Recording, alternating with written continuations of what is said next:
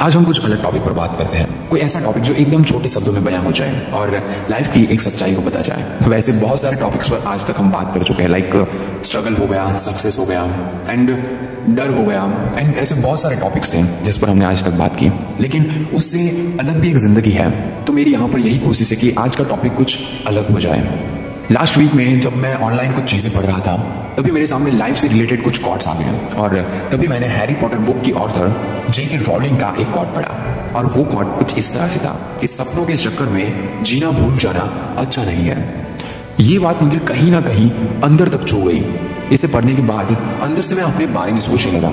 ये बात मेरे कहीं ना कहीं बहुत अंदर तक जा चुकी थी और मुझे महसूस हुआ कि मैं भी अपने सपनों के लिए, मैं भी अपने ड्रीम्स के चक्कर में कहीं ना कहीं जिंदगी को मिस कर चुका हूँ या फिर जिंदगी को मिस करता आया हूँ। वैसे मैं दूसरों का एग्जाम्पल दूँ उससे बेटर है कि आज का टॉपिक मैं अपने ही एग्जाम्पल से स्टार्ट कर रहा हूँ। मैंने भी निकोलॉजी को लेकर या फिर मेरे दूसरे जितने भी प्रोजेक्ट हैं उसको लेकर बहुत बड़े बड़े सपने देखे थे एंड भगवान की कृपा है कि वो सारे सपने पूरे भी हुए हैं और मैंने उसमें अपना 100% भी दिया है कि वो मेरे सपने पूरे कर पाऊँ। लेकिन उस दौरान मैं अपने काम में इतना डूबा रहा कि कहीं ना कहीं मैं अपनी लाइफ को मिस कर चुका हूँ एंड कहीं ना कहीं अभी भी मिस होती जा रही है लाइफ। ऐसे में कई मौकों पर जब मुझे कुछ और करना चाहिए था, मैं सपनों के पीछे पड़ा रहा था एंड उसी सपनों को पूरा करने के पीछे मैं अपना पूरा समय दे रहा था। एक सपना पूरा हुआ नहीं कि मैं दूसरे सपने के पीछे भाग रहा था। एक मैंने टारगेट पूरा किया कि नहीं किया, मैं दूसरे टारगेट को हिट करने के लिए सोच रहा था एंड अभी भी ऐसा ही चलता आ रहा था। आज से 1-2 हफ्ते पहले एक टारगेट पूरा किया, दूसरा टारगेट, तीसरा, चौथा, पांचवा, ऐसे ही करके एक के पीछे एक लग जाता था। अभी ही कुछ टाइम पहले की बात है, मैंने अपने वर्क एंड लाइफ को कितना इंपॉर्टेंस देना है उस चीज को थोड़ा बहुत समझ लिया है और ऐसा करना मैंने छोड़ दिया जैसा मैं पहले कर रहा था। आप ये मत सोचिए कि मैंने सपने देखना छोड़ दिया, जी नहीं, मैंने सपने देखना नहीं छोड़ा है, बस मैंने उन सपनों के पीछे अपनी जिंदगी को मिस करना नहीं छोड़ा। उन सपनों के लिए अपनी जो भी खुशी है उसे कुर्बान करना नहीं छोड़ा। यानी अब ये क्लियर हो चुका है कि एक तरह से अच्छी जिंदगी भी जीनी है और साथ में सपने भी पूरे करने हैं। ये बात मैं इसीलिए बता रहा हूँ क्योंकि सपने देखना, लक्ष्य बनाना और उसके लिए पूरे जुनून के साथ रहना ये ठीक है, लेकिन इसकी वजह से हमें अगर अपने फैमिली के साथ ही रहना या फिर अपने बच्चों के साथ खेलना या फिर अपने लवर के साथ, अपने फ्रेंड्स के साथ, अपनी वाइफ के साथ टाइम बिताने को ही नहीं मिले तो ये बात तो गलत है ना। ये बात बहुत ही गलत है कि हम अपने सपनों के पीछे कहीं ना कहीं अपनी जिंदगी को छोड़ते जा रहे हैं।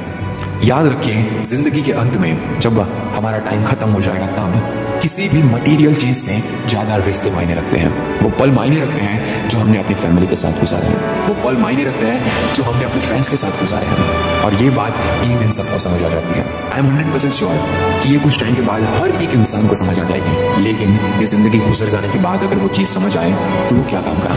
इसीलिए ये वर्क एंड लाइफ, इन दोनों में कितना बैलेंस बनाना है, ये जल्दी से जल्दी रियलाइज आपको हो जाए तो वो सबसे बेहतर होगा। आपको वो समझना होगा कि आपके लिए दोनों चीज इंपॉर्टेंट है।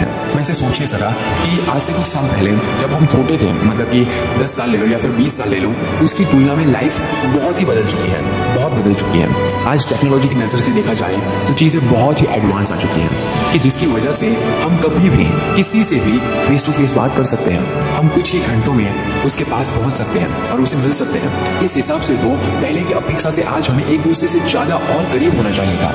समझ रहे ना मेरी बात को कि पहले से हम और ज्यादा करीब होने चाहिए थे, पर आज हम हर किसी से दूर होते जा रहे हैं। अपने दोस्तों से, अपनी फैमिली से, अपने रिश्तेदारों से, यहाँ तक कि हमारे बीवी बच्चों से और अपने बेस्ट फ्रेंड से या फिर लवर से भी बहुत दूर होते जा रहे हैं। पहले हमारी जिंदगी बीतती थी, आज वो भागती है।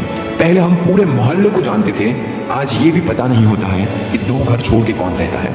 पहले हम थोड़े में ही बहुत ज्यादा खुशी मनाते थे, खुश रहा करते थे, लेकिन आज हमारे पास ज्यादा होने के बाद भी हम खुश नहीं रह पाते हैं। इस तरह से जीते हुए अगर हम अपने सपनों को पूरा भी कर लेते हैं तो हमारे साथ हमारी खुशियां बांटने वाला कोई भी नहीं होगा।